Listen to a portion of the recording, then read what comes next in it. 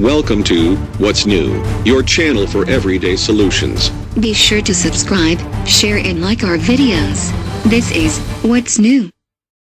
Intensive treatment shows potential against type 2 diabetes. Up to 40% experience temporary remission, small study finds. By Karen Pallarito. Instead of managing type 2 diabetes as a chronic condition, what if people could beat the disease? That was the thinking behind a small pilot study, which suggested that intensive treatment with oral medicine, insulin, diet and exercise might knock out the disease, at least for several months, in certain patients. Up to 40% of patients who were treated experienced complete or partial remission for 3 months, the study found. We are now able to possibly reverse diabetes, and that really motivates patients to do their best in terms of losing weight and making sure their sugars are normalized, said lead author Dr. Natalia McInnes. She's an assistant professor of endocrinology and metabolism at McMaster University in Ontario, Canada. However, relatively few participants remained in remission a year later, diabetes experts noted. Rates of diabetes remission did not appear to differ significantly at 52 weeks between control and intervention groups, so the effects do not appear to be sustained, said Dr. Christine Lee of the U.S. National Institute of Diabetes and Digestive and Kidney Diseases, NIDC. And Dr. Philip Kern, professor of endocrinology at the University of Kentucky in Lexington, added, if you don't sustain the lifestyle intervention, then the disease is going to come back. The bodies of people with type 2 diabetes don't use insulin properly. Insulin is a hormone that helps move sugar into cells to be used as fuel. At first, the body responds by making more insulin, but eventually, your body cannot make enough insulin to keep up with the demand. This leads to increasing blood sugar levels. Over time, uncontrolled blood sugar levels can damage the nerves, eyes, kidneys or heart, according to the American Diabetes Association. Adults newly diagnosed with type 2 diabetes were invited to participate in the trial.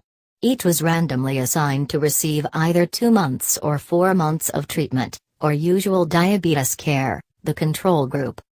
The trial included 83 people, aged 30 to 80 years. The participants had had type 2 diabetes for up to 3 years, and managed their diabetes with diet alone or with 1 or 2 drugs. People already taking insulin were excluded from the study. Senior investigator Dr. Herzl Gerstein of McMaster University devised the drug combo used in the trial, McInnes said. Patients received 2 oral diabetes medicines, metformin, glucophage, Gliemsa, Fortamet and acarbose precoce, plus a long-acting type of injectable insulin called insulin glargine lantus, based on evidence that these drugs can slow or prevent diabetes, Gerstein explained in a news release from the Endocrine Society. Once the experiment began, the 2 intervention groups stopped other diabetes medicines and started the new regimen, according to the report. A dietitian provided a suggested meal plan, encouraging patients to cut 500 to 750 calories a day.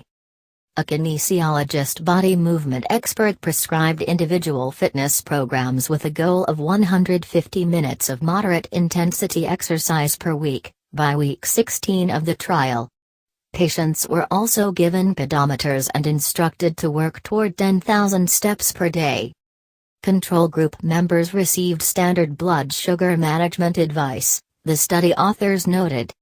Hemoglobin A1C tests, which measure average blood sugar levels over the past 2 to 3 months, were administered at 4 points during the study. An A1C level below 5.7% is considered normal, according to the American Diabetes Association. In the study, complete remission was defined as an A1C under 6.0% and no need for diabetes medication.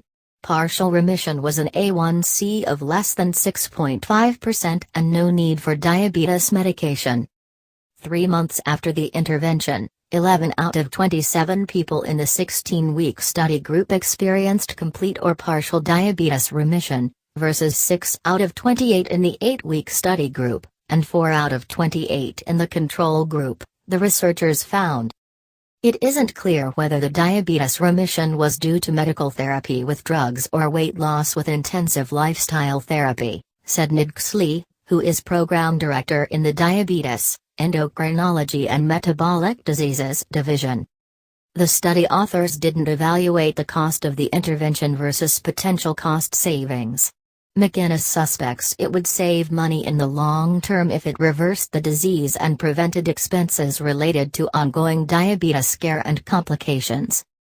She said additional studies are needed to assess whether it's possible to achieve higher, and prolonged, rates of remission with similar combinations of therapies. Kern said the study serves as a reminder that lifestyle interventions in diabetes really do work. Welcome to What's New, your channel for everyday solutions. Be sure to subscribe, share and like our videos. This is What's New.